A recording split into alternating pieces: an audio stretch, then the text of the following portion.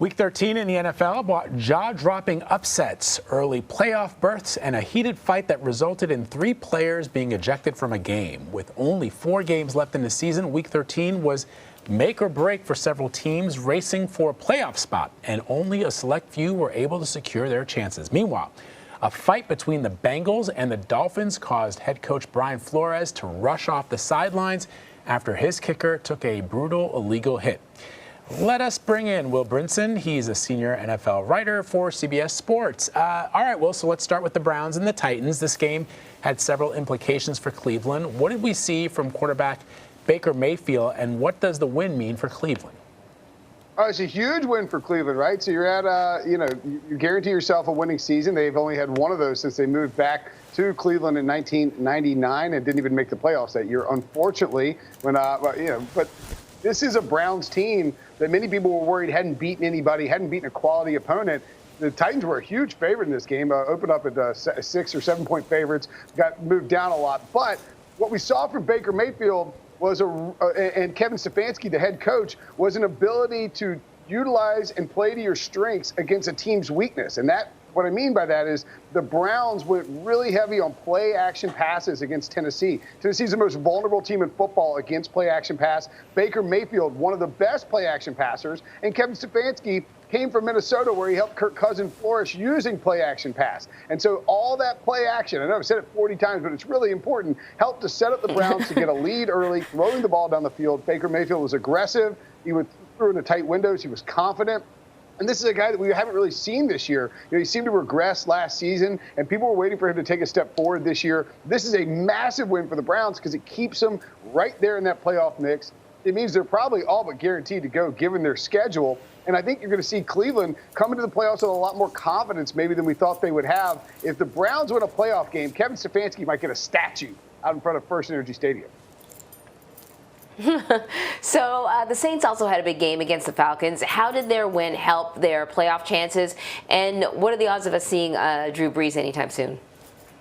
Yeah, so, I mean, this is what the Saints did last year, too, right? Teddy Bridgewater came in. He started 5 games, won all 5. Sean Payton now 8-0 in the last 2 years with his backup quarterback. That is really, really impressive. That's hard to do in the NFL, especially when you got 2 different guys like a Bridgewater and now a Taysom Hill. I think what you're seeing from New Orleans, they're sort of running away with the division, right? They look like a very good bet to win that division, but they want to get the number 1 seed. So, with this year, unless the NFL decides to expand the playoffs because games are missed due to COVID, we'll get 7 teams on each side. That means only the first seed gets that bye. That's going to be even more critical than it would in a normal year. Not only do you get rest, but in the event that you have some sort of outbreak in the second, in the new year, you would have time to sort of quell it by stepping back for that full extra week. So I think the Saints will keep pressing here, trying to get that number 1 seed. They're in a battle with, we got the Rams are right there. We got the Packers. A lot of teams in the mix in the NFC for that top spot. The Saints want it badly.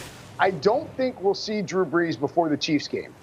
That would surprise me. Now, they may feel like we need to get Drew back in there. We need to get him. We need the upside that he brings as a passer with our offense, getting Alvin Kamara more involved in the passing game in order to take down Patrick Mahomes.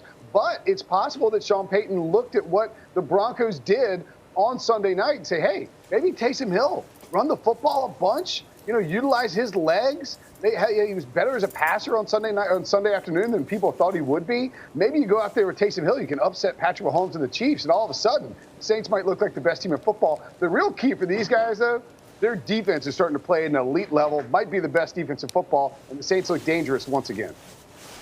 All right, let's talk about the New York Giants. They may have brought the biggest shock to the NFL with their win against the Seattle Seahawks. Why were the Gents able to secure this win, and what's going on in Seattle? Yeah, so one of the things that Seattle's done the last couple of weeks, we talked about it early on, I think, with you guys, and how Seattle was letting Russ cook and opening up the offense and passing on early downs. They've sort of gone away from that. In fact, they've definitely gone away from it. They're running the football a bunch on early downs now. And when you play a team like the Giants, the strength of the Giants is their interior defensive line. Like, you don't want to try to run the ball at them. Now, Chris Carson had some pretty good numbers, but they needed to come out and let Russ throw early on. One of the other things that the Giants did really well, and this is important moving forward for the Giants, James Bradberry, the cornerback that they signed in free agency from Carolina, where Dave Gettleman, the Giants GM, had drafted him previously, has been outstanding. He can body up big-time physical wide receivers. We saw him do it against Mike Evans, and then on Sunday we saw him do it against DK Metcalf. Metcalf ended with 80 yards, I think, but wasn't as effective as the Seahawks needed him to be in order to win that game. So I think that's what you're seeing from the Giants, is they're giving maximum effort for new coach Joe Judge, who deserves to be mentioned as a possible Coach of the Year candidate. They're playing great run defense, and James Bradberry is able to lock down opposing number one receivers. Then you just got to kind of find a way to put enough together with Colt McCoy and Wayne Gallman on offense that you can produce a win. And that's what the Giants do, is they sort of make a push to try and win the NFC East, host a playoff game. And by the way, if the season ended today, they'd be hosting the Seahawks in a rematch in the playoffs. Green Bay quarterback Aaron Rodgers made history last night. Now that we are a little further along in the season, does it look like he could possibly be, the MVP? And does he have what it takes, I guess, to carry his team to the Super Bowl?